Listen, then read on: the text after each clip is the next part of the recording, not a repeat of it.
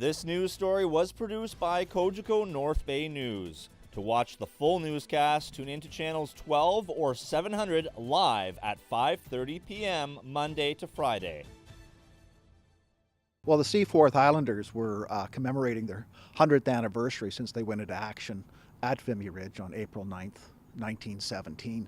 And basically, before the end of the first day, their force of 400 in their battalion was down to about 80 soldiers the following day. So they were completely wiped out, much like a lot of other battalions went in action that day.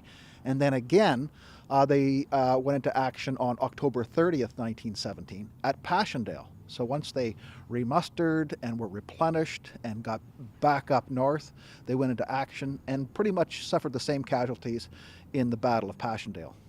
When you bring this group there, I mean, they probably had relatives that fought there 100 years ago. It's got to be an emotional time. Well, surprisingly, not only the soldiers that went with us, but members of the association.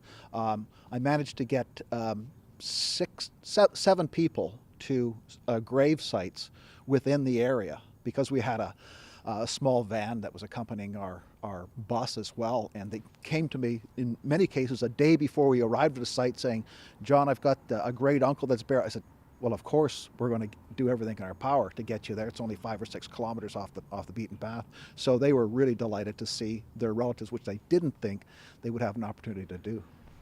2 world wars over that patch of land. There's so much unexploded ordnance, bombs, and you found some. Oh yeah, actually, when we were up at Passchendaele, the farm family that hosted us on their property, which I set up a year in advance, I said, "I'm bringing 56 Seaforth Highlanders to your farm. Mind if we walk across your field and retrace their steps on that fateful day?" And no problem whatsoever. They were waiting for us and everything.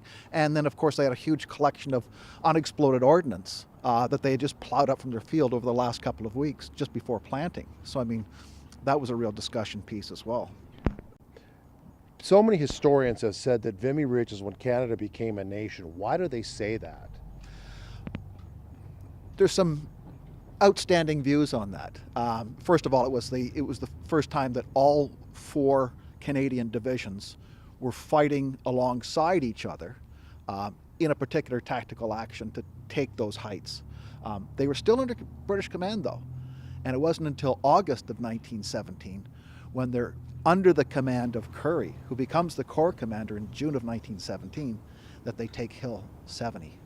And that is a far more defining battle for Canadians than what Vimy Ridge is. But of course, Vimy Ridge is the place where the memorial was constructed. There was some talk that it should have been at Hill 70. There was some talk that it should be up at Vancouver Corner in the Flanders salient. All right, so Vimy wins out.